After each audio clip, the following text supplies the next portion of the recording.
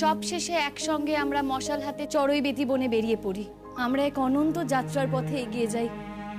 ঘরে ঘরে আলো দেখাতে দেখাতে আমরা এই যাত্রায় পেয়ে যাই আরো কত মুখ, নিপীড়িত, দলিত, লাঞ্ছিত, নির্যাতিত মুখ। সকলে আমরা একই মঞ্চে দাঁড়িয়ে গেয়ে উঠি,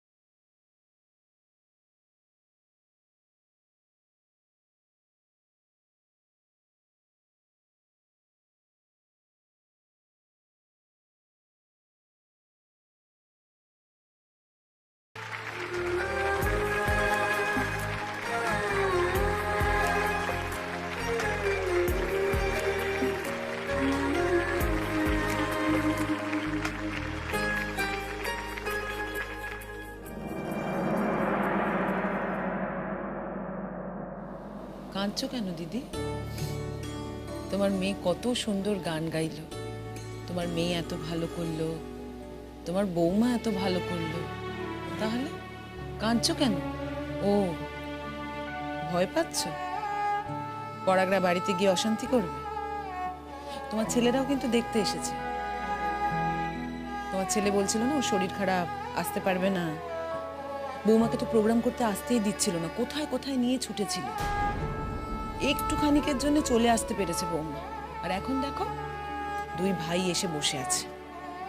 প্রতীক্ষাও তো এসেছিল, মজা টজা দেখে চলে গেছে, মজা দেখতেই এসেছিল।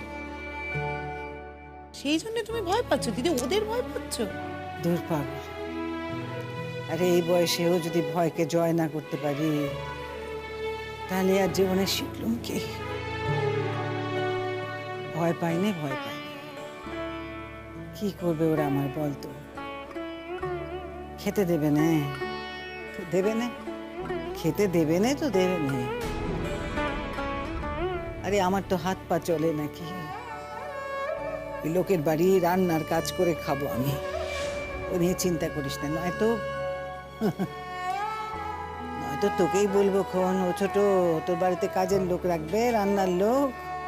আমাকে নে, আমাকে নে বলবো। তুমি এইসব কথা কেন বলো আমি বুঝি না দিদি।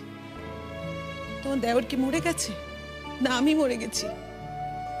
হতে পারে দিদি আমাদের অভাবের সংসার, তাই বলে তোমাকে দুবেলা দুমুঠো ডাল ভাত খাওয়াতে পারবো না? এতটাও অভাবের সংসার নয় দিদি। দেখো দিদি, যদি আমাদের সেরকম সময় আসে না, তোমাকে মাথায় করে রাখবো। আজ এক অদ্ভুত ঘটনার সাক্ষী হলেন এই জেলার মানুষ। কিছু আগে এই স্টেজেই ঘটে গেছে একটা আশ্চর্য ঘটনা, যার জন্য আমাদের জেলার মানুষ প্রস্তুত ছিলেন না। তারা অনেক দিন পর এত সুন্দর একটা অনুষ্ঠান দেখলেন। এ বিষয়ে বোধহয় আপনারা সবাই একমত হবেন।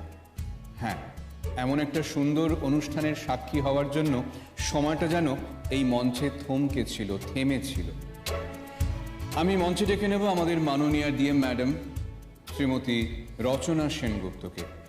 অনুরোধ করব তার মনের কথা বলার জন্য এই অনুষ্ঠানকে ঘিরে।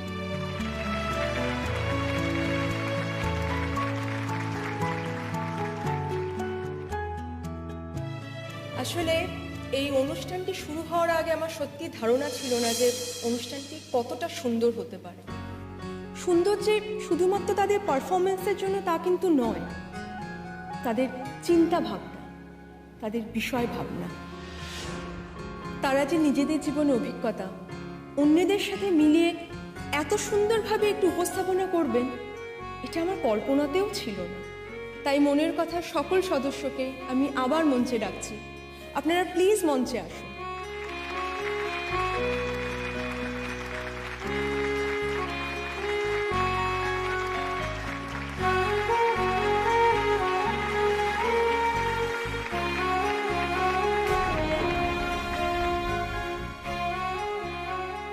আপনারা যদিও সকলেই সকলের পরিচয় দিয়েছেন, তবু আমি আরও একবার আপনাদের মুখ থেকে আপনাদের পরিচয় জানতে চাই। আর সবার আগে আমি তোমার পরিচয় জানতে চাই। আমার নাম পুতুল। তুমি কি মাইক্রোফোনে এসে কিছু বলবে? না না, আমি কথা বলতে পারি না মাইক্রোফোনে। আমি কি বলবো? আমি তো কিছু কথা বলতে পারি না। আরে পুতুল দি, কথা বলতে পারো না মানে?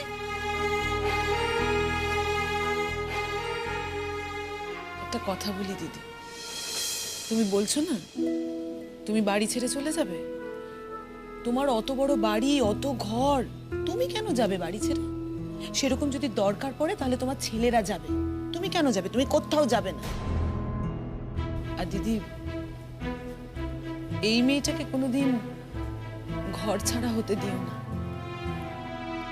এই মেয়েটা তোমার ঘরের লক্ষ্মী, দেখছো না এসেই কিরকম পুতুলকে একটা নিজের পরিচয় দেওয়ার চেষ্টা করছে। তোমার সংসারের জন্য অনেক কিছু করেছে দিদি। আমি কোন জোরে ওকে ধরে রাখবো বল দেখি ছোট? তুই বুঝিস না, ওর বরই যদি ওকে ধরে রাখতে না চায়, ওর সঙ্গে যদি সংসার করতে না চায়, তাহলে আমি কে ওকে জোর করে ধরে রাখার? আমার কি সে ক্ষমতা আছে বল দেখি? যাকে যাক, ছাড়ো এখন এসব কথা।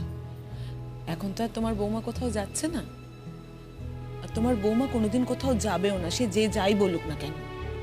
এখন শুনি আমাদের পুতুল রানী কি বলবে। আমাদের পুতুল রানীকে তো বলতে বলেছে। লুকোচ্ছ কেন? আমরা কি কেউ কিছু লুকিয়েছি বলো? হ্যাঁ, কথা বলো, আমার কথাটা শোনো। কথা বলতে হবে তো, তুমি তো সুন্দর কথা বলতে পারো। তোমার নাম বলো, তোমার গান কেমন লেগেছে সবাইকে জিজ্ঞেস করো। তুমি তো এরপর জায়গায় জায়গায় গান গাইতে যাবে, কথা না বললে কি করে হবে? এসো পুতুল দি, এনো দাঁড়াও দাঁড়াও, কথা বলো, বলো। হ্যালো, আমি হলুম গিয়ে পুতুল রানী। সবাই আমাকে হাবলি পুতুল বলে ডাকে। আমি তো একটু হাবলি। আসল কথা হলো, আমি তো অত নেকাপড়া শিখিনি, অত সুন্দর করে আমার বউয়ের মতো না কথাও বলতে পারি না গুছিয়ে।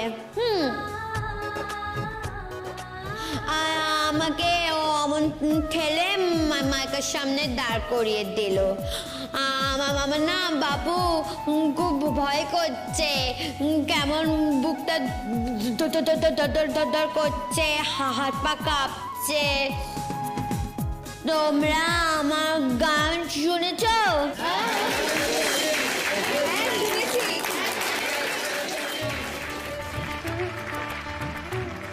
পুতুল দি, শুনতে পাচ্ছ? হ্যাঁ, সবাই হাততালি দিচ্ছে, প্রশংসা করছে। তার মানে তোমার গান খুব ভালো হয়েছে। আমার গান তোমাদের ভালো লেগেছে?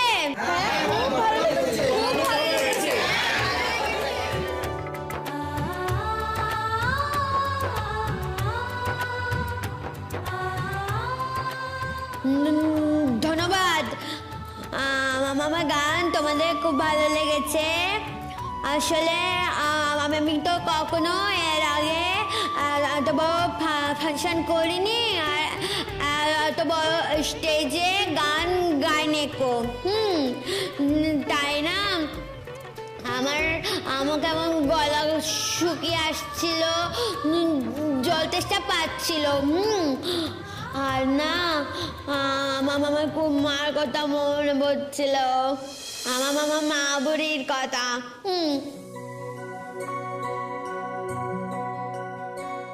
আমার মা বুড়ি না খুব ভালো, আবার একটুখানি মন্দও বটে। আমার শিমুলটাকে একটুখানি মাঝে মাঝে শাস্তি দেয়। কিন্তু আমি যদি বিপদে পড়ি, আমার না সবার আগে আমার মা বুড়ির কথা মনে পড়ে। ওই দেখো আমার মা বুড়ি বসে আছে, আমাকে আমরা মিটি মিটি করে দেখছে। বুড়ি আমার গান ভালো লেগেছে তোর? আমার গান গাইলাম তো ভালো লেগেছে?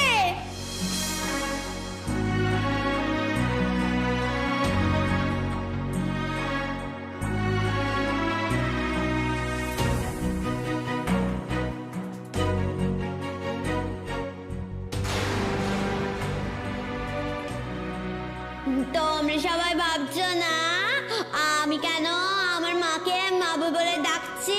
হ্যাঁ, সবাই ভাবছো এই মেয়েটা কেমন ধার মানুষ, বড়জনকে গুরুজনকে কেউ তুই করে ডাকে? কোন গান গমি নেই না,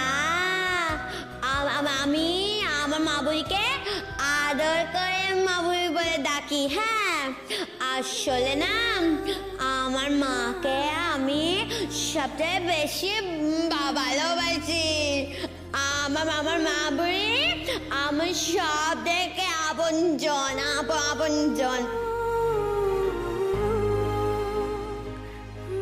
আর আমার মাকে কেন তুই বলে বলুন তো? কারণ আপনজনকে কি কেউ কখনো আপনি আগে করে নাকি? তুই করে রাখলে আমার খুব ভালো লাগে, তাই।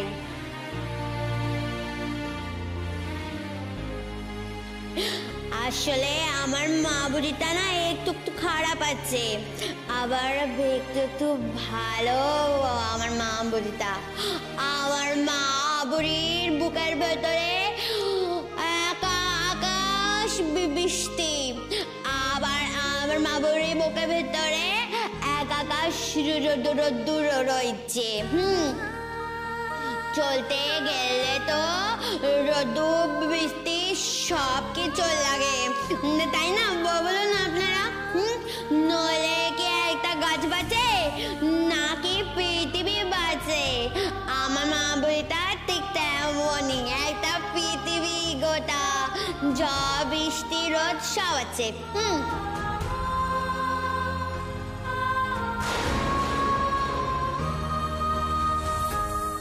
আর শুধু আমার গান ভালো লাগলে হবে না। হ্যাঁ, আমার বউ শিমুল ও কত সুন্দর নাচ করলো, তারপর আমার বউরা কত সুন্দর করে গান গাইলো, আমার বোন তুতুল গান গাইলো কত সুন্দর করে। ওদের সবাইকে ভালো বলতে হবে। হ্যাঁ, আমরা হলুম গে মনের কথা কই দল, আমরা সব জায়গায় মনে কথা কইয়ে বেড়াবো আর মনে কথা শুনে বেড়াবো। আপনাদের যদি আমাদের প্রোগ্রাম ভালো লাগে তাহলে আবার আমাদের ডাকবেন, আমরা আবার সুন্দর গান শোনাবো, আমরা খুব খুশি হব। আর এই যে দিদিমণি খুব ভালো, কিন্তু আমরা আসার পর এই ফাংশনের শুরুতে না দিদিমণি খুব বকাবকি করছিল, সবাইকে আমাদের মুজু করছিল, ভেবেছিল কি আমরা গান গাইতে পারবো না, নাচ করতে পারবো না। আসলে দিদিমণি তো জানে না যে আমাদের গানের পরে সবাই কত আনন্দ পাবে, আমার বউগুলো কত ভালো গান গাইবে, আমার শিমুল কত সুন্দর নাচবে। ও আসলে বুঝতে পারেনি দিদিমণি দিদিমণি না থাকলে না আমাদের কি কেউ চিনতো না, আমরা ঘর দিয়ে বেরোতে পারতুম। হ্যাঁ, তোমার খুব ভালো হোক গো, তোমার খুব ভালো হোক। নমস্কার।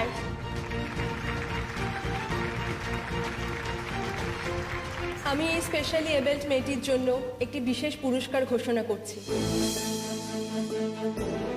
আর এই পুরস্কারটি এনাকে তুলে দেবেন আমাদের জেলা এসপি।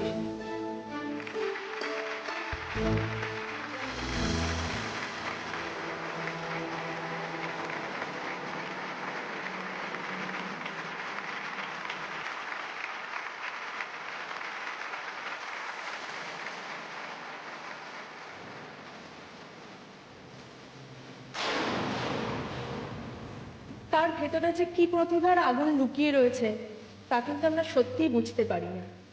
আমি এটা বলছি না যে এনারা যেরকম পারফর্ম করেছেন আমি সেই পারফরমেন্স আগে দেখিনি। এনাদের পারফরমেন্সের লেভেল হয়তো মাঝারি, যত দিন যাবে তত ভালো হবে, এই বিশ্বাস আর ভরসা দুটোই আমি রাখি। কিন্তু এনাদের ভাবনা সাংঘাতিক উঁচু মানে, যেভাবে ওনারা পুরো প্রোগ্রামটা প্রেজেন্ট করেছেন তাতে আমি সত্যিই অভিভূত। আর এই স্পেশালি এবেল্ট মেয়েটির ভেতরে যে এত প্রতিভা লুকিয়ে ছিল, সেই প্রতিভাকে আমাদের সকলের সামনে তুলে ধরতে সাহায্য করেছেন এনারাই। তার জন্য আমি সত্যি আপনাদের কাছে কৃতজ্ঞ।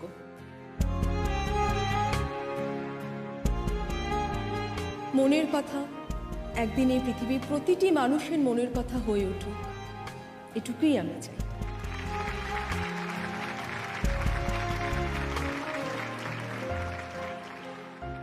এবারে দয়া করে আপনারা সবাই আপনাদের পরিচয় দেবেন।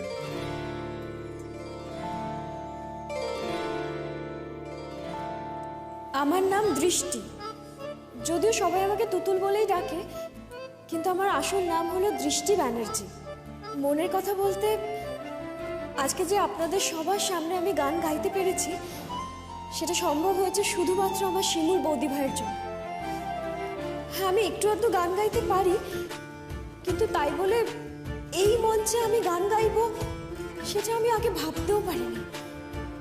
এটা শুধুমাত্র হয়েছে বৌদি ভাইয়ের জন্য। তাই শিমুল বৌদি ভাই, মনের কথা কই দল এবং ডিএম ম্যাডাম সকলের কাছে আমার কৃতজ্ঞতা শেষ নেই। Thank you.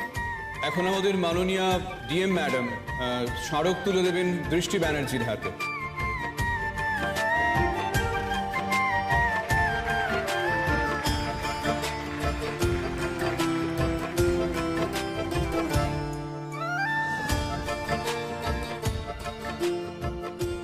নমস্কার, আমি বিপাশা মৈত্র।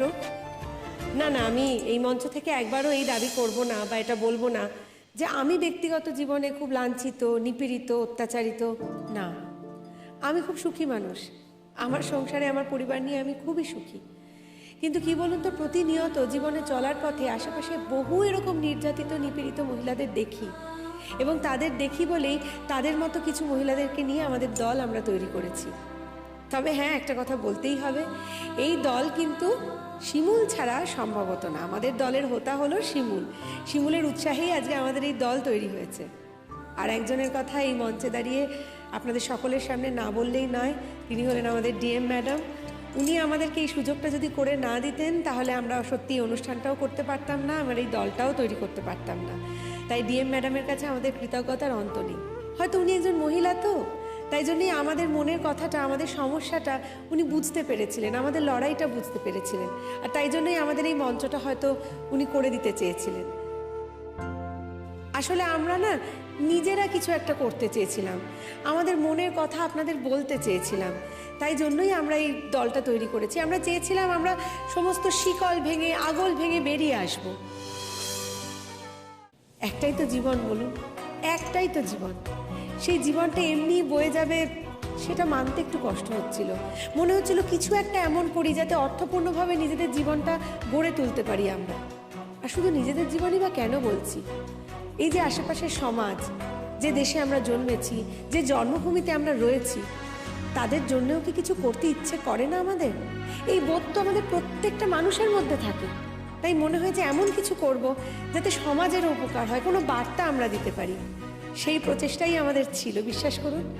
আর আবারও বলছি, বারবার বলছি, এই প্রচেষ্টা আমরা করতেই পারতাম না যদি শিমুল না থাকতো। এই যে শিমুল মেয়েটি, ও যে নিজে ব্যক্তিগত জীবনে কতটা অত্যাচারিত, কতটা নির্যাতিত, সেটা আপনারা ভাবতেই পারবেন না। নির্যাতন, লাঞ্ছনা, গঞ্জনা ওর নিত্য দিনের সঙ্গী, নিত্য দিন ওর সাথে এটা হয়। আপনারা ভাবতেই পারেন এরকম একটা অনুষ্ঠানে এসে কেনই বা নিজেদের পারিবারিক জীবনের কথা বলছি। কারণ কি বলুন তো, আমরা আমাদের মনের কথাটাই তো বলতে চাই। আপনাদের মনের কথা, আমাদের মনের কথা যদি মিলেমিশে একাকার হয়ে যায় তবেই না আমাদের স্বপ্ন সফল হবে, তা নাহলে কি করেই বা হবে। এই যে শিমুল কিভাবে আজকে এসছে, তাকে এখানে আসতে যাতে না দেওয়া যায় তার জন্য যত রকমভাবে প্রচেষ্টা করা যায় সবটাই কিন্তু শিমুলের স্বামী করেছে। ওই যে দেখুন বসে আছে, ওই যে সশরীরে সুস্থভাবে বসে রয়েছে, উনি পেশায় একজন শিক্ষক। অথচ আজকে যাতে শিমুল এই অনুষ্ঠানে আসতে না পারে তার জন্য উনি হসপিটালে ভর্তি হয়ে গেলেন। ওনার নাকি হার্ট অ্যাটাক হয়েছিল, যদিও ডাক্তাররা সেটা বলেননি, ওনার নাকি হয়েছিল। কিন্তু এটা সত্যি কথা নয়, এটা একটা অভিনয়। যে অভিনয়টুকু ওকে করতে হয়েছিল যাতে শিমুলকে আটকানো যায়। শুধু তাই নয়, হসপিটাল থেকে ওকে বাড়ি নিয়ে যাওয়ার পরেও শিমুল আসতে চেয়েছিল, তখনও তাকে বাধা দেওয়া হয়েছে। সব রকমভাবে চেষ্টা করা হয়েছে যাতে তখনও শিমুল এই অনুষ্ঠানে আসতে না পারে। কিন্তু শিমুলের অদম্য জেদ, ইচ্ছা শক্তি, তার জেরে আজকে সমস্ত রকমের বাধা বিঘ্ন অতিক্রম করে আজকে শিমুল এখানে এসে উপস্থিত হয়েছে। কারণ তা না হলে ডিএম ম্যাডামের কাছে আমাদের যে মুখ থাকতো না বলুন।